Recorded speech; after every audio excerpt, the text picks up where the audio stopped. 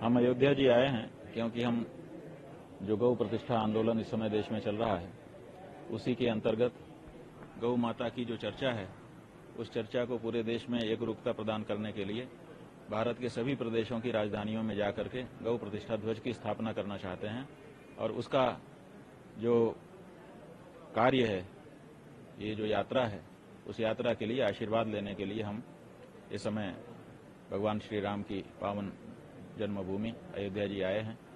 कल प्रातःकाल यहाँ हमें दर्शन पूजन करके संतों से चर्चा करके क्षीरेश्वर महादेव का अभिषेक करके मध्याह्न में 12 बजे अभिजित मुहूर्त में हम रामकोट की परिक्रमा करेंगे, भगवान की जन्मभूमि को प्रणाम करके आशीर्वाद प्राप्त करेंगे और गौ ध्वज की स्थापना करेंगे और इसके बाद यहाँ से हम यात्रा आरंभ करके निकल जाएंगे। उद्देश्य क्या रहेगा? उद्देश्य बताया ना कि पूरे देश में जो गाय का मामला है, हर प्रदेश में अलग अलग कानून गाय के बारे में बनाया जा रहा है।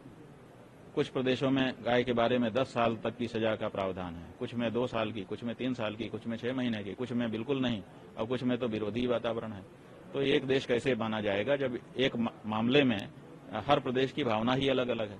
तो इसलिए हमारा ये कहना है कि पूरे देश में गाय की चर्चा आरंभ होनी चाहिए और उसी के लिए जो बहुसंख्यक लोग यहाँ पर निवास करते हैं उनकी भावना हर प्रदेश में जानी चाहिए और लोगों को इस बात का पता चलना चाहिए कि बहुत सारे लोग जो बहुसंख्यक हैं उनकी ये भावना है और इसीलिए इसको कानूनी जामा भी पहनाना चाहिए और इस बारे में प्रयास भी करना चाहिए। दर्शन का कार्यक्रम रहेगा, हनुमानगढ़ी जाएंगे, रामलला भी जाएंगे? हम आज सायंकाल ही 5 बजे यहाँ से राम हर्षणम से निकलेंगे और पहले हनुमान जी जाएंगे हनुमानगढ़ी में, वहाँ दर्शन करेंगे।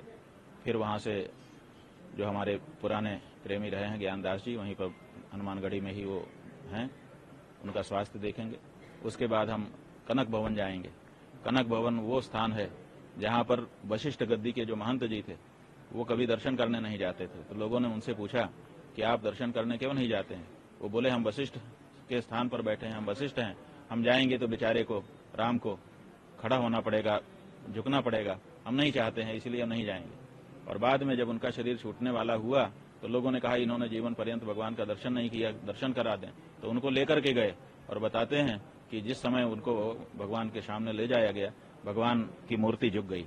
तो वो पवित्र स्थान है, उस स्थान पर जाकर के हम दर्शन करेंगे। उसके बाद जो आरती घाट है वहां जाकर के सरयू माता का पूजन करेंगे, आरती में भाग लेंगे और कल सवेरे क्षीरेश्वर महादेव का दर्शन करके और परिक्रमा करते हुए रामकोट की गौ ध्वज की स्थापना करते हुए यहाँ से प्रस्थान करेंगे। रामकोट की आप परिक्रमा करेंगे, भगवान रामलला के जन्मभूमि रामलला का ही तो रामकोट है, उन्हीं की परिक्रमा करेंगे और उनको प्रणाम करेंगे। और मंदिर अभी बन रहा है, आप लोगों को विदित है, बन जाएगा। बनने के बाद हमने पहले ही कहा था कि 2 ही बातें हैं भगवान श्री राम के सामने जाने में। एक बात यह है कि मंदिर पूरा निर्मित हो जाए तो जाया जा सकता है, लेकिन हमने बहुत पहले ये घोषणा कर रखी है, आप लोग याद नहीं रखते हो, कि हम तब अब राम जी का दर्शन करने उनके सामने जाएंगे जब राष्ट्रमाता के रूप में गौ घोषित हो जाए। तो राष्ट्रमाता का दूध कटोरे में दूह करके उसका भोग लगाने के लिए भगवान के सामने जाएंगे। तो जितनी जल्दी, ये हमारी भी टेक है। अभी हमने बताया ना कि वशिष्ठ गद्दी वाले महंत जी की टेक थी कि हम जाएंगे तो ये होगा, उसी तरह से हमारी भी टेक है कि हे भगवान, अगर आप आए हैं, आप भी प्रधेन सुर संत हित आए थे, तो हमारी गाय आज अपमानित हो रही है, उसके लिए शक्ति प्रदान करो, समाज जागे ताकि हम अपनी गौ माता की पुनः प्रतिष्ठा कर सकें और राष्ट्र माता के रूप में जो गाय घोषित हो उसका दूध लेकर के आपको भोग लगाने के लिए आ सकें। तो हमारी भी भगवान से टेक है और हर भक्त को अपने भगवान से टेक करने का अधिकार है। इसलिए हम अपना जो हृदय का सम्मान है वो पूरा व्यक्त करेंगे, लेकिन गौ माता राष्ट्र माता के रूप में घोषित हों, उनका दूध लेकर के ही वहां जाएंगे। भाई शिखर की बात तो हमने शास्त्रीय बताई, ये जो बात है ये हमारी भावना की बात है, और जो शिखर की बात है वो शास्त्रीय बात है। क्योंकि जब मंदिर में कोई जाता है तो मंदिर पूरा निर्मित हो, उस पर शिखर हो, उस पर ध्वजा हो, तभी जाता है। तो वो समय आ जाएगा, निर्माण कार्य तो निरंतर चल ही रहा है, उसमें कोई बाधा नहीं, कोई समय आ जाएगा। लेकिन हमने ये जो बात बताई है हमारी भावना है कि हम राष्ट्र माता का दूध लेकर के जाएं। क्योंकि देखिए जन्मभूमि है और जन्मभूमि में भगवान श्री राम पधारे हैं तो उनका शिशु रूप है, और शिशु रूप है तो उनको दूध का भोग लगेगा। अब दूध जो है जो हम पी रहे हैं वही भगवान को, तो हम चाहते हैं कि राष्ट्र माता का दूध लेकर के उनके सामने जाएं भगवान का आशीर्वाद भरपूर मिले कि हाँ कुछ करके आया बच्चा मेरा। अंतिम सवाल महाराज ये है, तिरुपति बालाजी का मामला जो सामने आ रहा है, उसमें मांस है, चर्बी है, शुअर की चर्बी है, गौ की चर्बी है, क्या कहना है? इस तरीका से मामला सामने आया, गंभीर मामला है। गंभीर माने बहुत गंभीर मामला है ये। जब जो हम हिंदू लोग हैं, हमारे पास और क्या है? एक चीज है पवित्रता हमारी। उस पवित्रता को खंडित करने का प्रयास जाने कब से हो रहा है। पुराने जमाने में भी यही होता था कि कुएं में मांस डाल दिया जाता था और कहा जाता था कि अब आप लोगों ने मांस वाला पानी पी लिया, इसलिए अब आप लोग पवित्र नहीं रह गए, इसलिए अब आपको हिंदू धर्म से निकल करके हमारे धर्म में आ जाना चाहिए। तो ये बहुत पुराने समय से होता चला आया है। इस तरह की कोशिशें पहले भी होती रही हैं, लेकिन ये बड़ा मामला है क्योंकि तिरुपति जैसे स्थान में जहां पर कि करोड़ों लोग जुड़े हुए हैं और करोड़ों लोगों की आस्था को चोट पहुंचाने का और उनकी पवित्रता को खंडित करने का ये प्रयास किया गया है। इसलिए ये कोई सामान्य मामला नहीं है, दुर्लभ मामला है और इसमें तत्काल जांच होकर के तत्काल दोषी को सामने लाया जाना चाहिए और उसको कठोर दंड दिया जाना चाहिए। और साथ ही साथ धर्माचार्यों को अब अपना दायित्व संभाल करके वहां पे खड़े हो जाना चाहिए। सरकार जो है वो भोग राग नहीं देखेगी, सरकार जो है वो धार्मिक परंपराएं नहीं निभाएगी।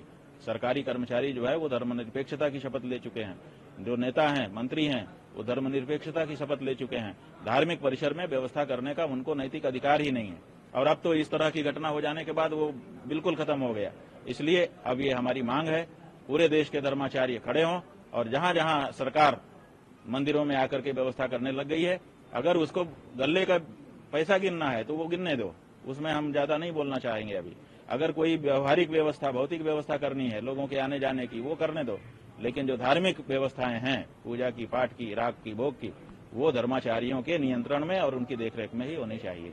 महाराज जी, तिरुपति बालाजी के लड्डू जिस समय रामलला की प्राण प्रतिष्ठा हो रही थी, उस समय यहाँ की कमेटी, वहाँ की कमेटियों ने भी लड्डू वगैरह बनवाया था, तो उसको लेकर क्या? भाई सवाल ये है कि पूरे देश के लोग हमसे पूछ रहे हैं कि हमने भी वो लड्डू खा लिया, अब हम क्या करें, अब हम भी अपवित्र हो गए। तो हमारा यही कहना है, हमने प्रायश्चित बता दिया है कि देखिए, यत्वगस्तिगतम पापम देहे तिष्ठति मामके प्राशनात् पंचगव्यस्य धत्यग्निरिवेन्धनम।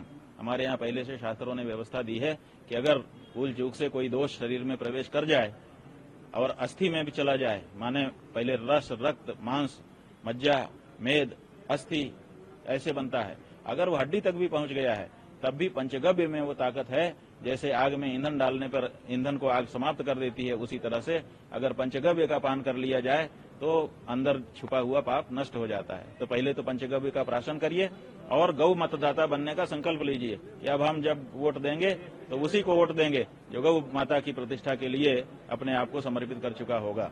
तो ये दो काम करने से गौ माता आपके पाप को हटा सकेगी। हाँ जी, रामलला को लड्डू के माध्यम से जिस तरीके से सम्मान, देखिए ये तो कोशिश तो है ही है। अब तो ये बात साफ आ गई ना कि ये कोई षड्यंत्र है जो हिंदुओं की पवित्रता को खंडित करने के लिए प्रयास कर रहा है और उसको सरकारें और अधिकारी बढ़ावा दे रहे हैं। आखिर बताइए, हम एक ही प्रश्न पूछना चाहते हैं कि 3 लाख करोड़ से ज्यादा रुपया हमने तिरुपति मंदिर में दान कर दिया। किसने किया? हम सनातन धर्मियों ने किया। 11,000 किलो से ज्यादा सोना हमने आपको दे दिया, जाने कितनी भूमि हमने आपको दे दी, जाने कितने भवन और एसेट आपको दे दिए। ये सब क्यों दिया हमने?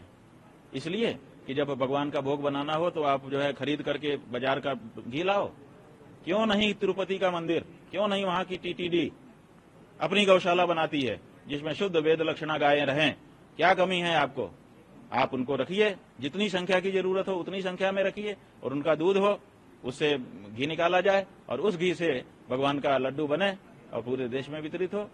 आपके पास सामर्थ्य होते हुए भी अगर आप नहीं करते हैं तो बहुत बड़ा दोष ये होता है। इसलिए हमारी ये मांग है कि अब तिरुपति के खजाने को गौ रक्षा के लिए खोलना पड़ेगा।